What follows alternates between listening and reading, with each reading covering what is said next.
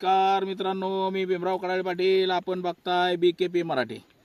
आज व्हिडिओ बनवण्याचं कारण म्हणजे बघा, ही डाळिंबाची शेती आणि ही एक टायमालाच धरलेली आहे. म्हणजे ह्या डाळिंबीला बेसल डोस भरलेला आहे, खत भरलेला आहे म्हणजे शेणखत, आणि हे सगळं भरलेलं असताना सुद्धा आता ही झाडं काही फुटले आणि हे झाड असं का झालंय, तर ह्या झाडाविषयीच आज आपल्याला माहिती सांगायची.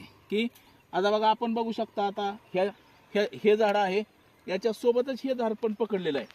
तर आता ह्याला बघा कशी कळी निघली. ह्याची जी पालवी आहे ही संपूर्ण पालवी ह्याला फुटलेली आहे आणि चांगल्या प्रकारे ह्याला पालवी फुटलेली आपण बघताय सगळेजण.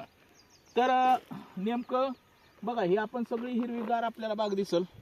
इकडून तिकडून हे असं दाखवा, सगळं आपल्याला ही सगळी बाग हिरवी दिसते. म्हणजे ही जवळपास 1600 झाड आहेत डाळिंबाची सगळी. आणि ह्याच्यामध्ये ह्या 1600 झाडामध्ये ही अशी मात्र एक 4-5 झाडं झालेली आहेत. आता ह्याला बुडक्यातनं फुटलेलं आहे, बुडक्यातनं फुटलेलं आहे. इकडे एक फांदी फुटलेली आहे ह्याची. परंतु आता ह्यालाच नेमकं काय झालं, तर हे सुद्धा महत्वाचं आहे की हे असं का झालं ह्या फांदीला. आता हे का, ही पलीकडली फांदी सुद्धा हे का, ही फांदी जळलेली, ही फांदी जळली, ही फांदी जळल्यावर दिसते, ही फांदी जळली. पण ही कुठपर्यंत फांदी जळली, हो का, इथपर्यंत ही फांदी जळली. आता इथून पुढं ही जळून जाणार आणि हिथनं खालनं फुटलेली ही.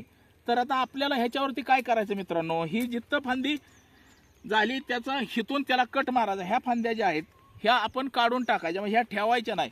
आपल्याला शेतामध्ये जिथं जिथं ह्या अशा फांद्या दिसतात खराब झालेल्या, ह्या म्हणजे ही खराबच झाली एक प्रकारे. आता हे असं का झालं, तर ह्याची सुद्धा काय कारण असतात मित्रांनो. आता ह्याचं काय कारण आहे, आवाज आहे, ह्याचं काय कारण आहे, हे अशी फांदी होण्याचं कारण काय, मूळ कारण म्हणजे हे आपल्या शेतकऱ्यांना, अनेक शेतकऱ्यांना हे सापडलेलं नाही की बाबा कशामुळे हे असं होतंय. तर ह्याचं कारण म्हणजे आपण ज्या वेळेस ही बाग तानावरती सोडत असतो, तानावरती सोडतो म्हणजे आपण ह्याला पाणी देत नाही. बागेला पाणी का देत नाही, तर ह्याची जी पानगळ आहे, म्हणजे आता जे हे जे आपल्याला हिरवं दिसतंय हे आपण ज्या वेळेस तानावरती सोडल्यानंतर ही पानगळ झाली पाहिजे आणि ती ऑटोमॅटिकली झाली पाहिजे. औषध मारून पानगळ करायची नसते. म्हणजे आता करतात लोक, बरीचशी लोक करतात, परंतु जर आपण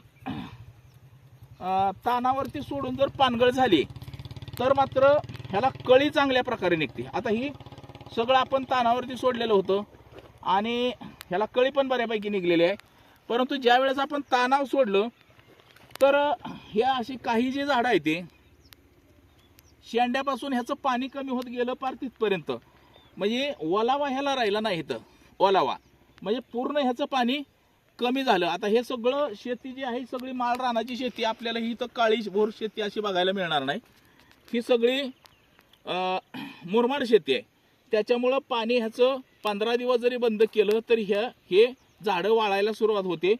आणि हे अशाच प्रकारे हे झाड आहे. म्हणजे ह्या सगळ्या झाडांना एक टाइम पाणी सोडलं म्हणजे तानाव सोडलं गेलं, त्यानंतर ह्याला पानगळीसाठी औषध मारलं गेलं.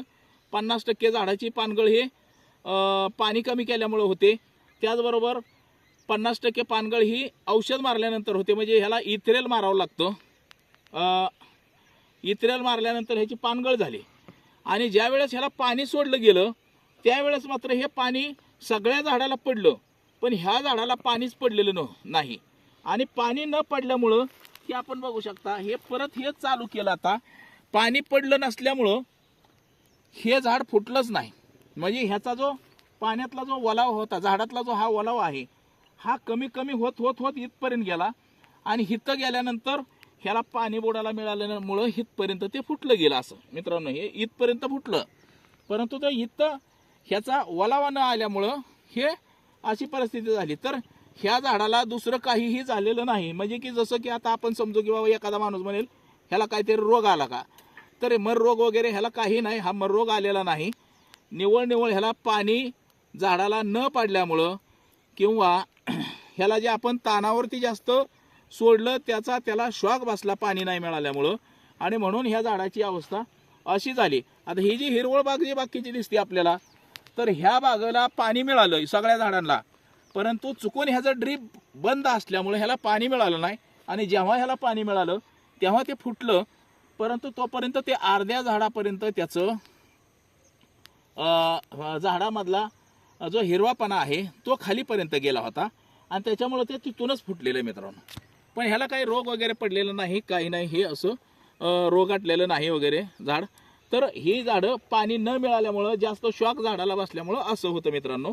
तर बघा, आज आपण ह्या झाडाबद्दलची माहिती ऐकली.